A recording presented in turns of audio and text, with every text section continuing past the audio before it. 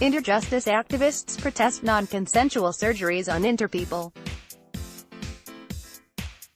Interjustice, Twitter, a transgender person has explained, in a moving opinion piece for Inter-Awareness Day, October 26, why they didn't need surgery to be fixed.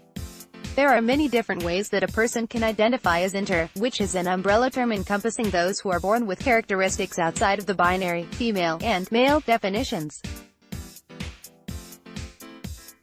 Maddie Rose, who uses they/them pronouns, wrote about their experience growing up with Mayer-Rokitansky-Kuster-Hauser syndrome, MRKH, for Teen Vogue.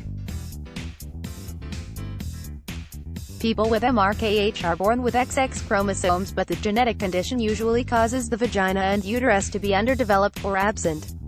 One of the goals Inter-Awareness Day is to end corrective surgeries on the genitals of inter-children and babies. These surgeries are often medically unnecessary and can cause long-lasting harm. Maddie Rose underwent surgery when they were older and able to consent, but wrote, "It's not enough to be told a surgery isn't medically necessary if the implication is that it's socially, and biologically important to be fixed." They had surgery at the age of 17 to create a vagina, and wrote, "I was confidently told I wouldn't be able to have, at least not until I fixed the problem, through vaginal dilation or surgery, but," they said, the idea that they would not be able to have was based on the assumptions that they were definitely a girl, and that was when the penis goes inside the vagina.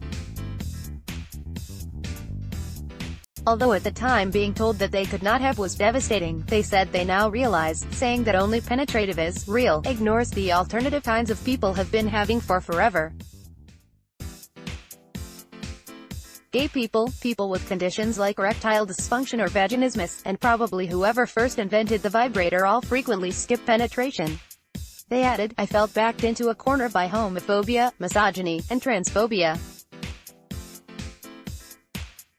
If I'd known at the time that both and bodies can look like so many varied, wonderful things, would I have still made the decision I did?"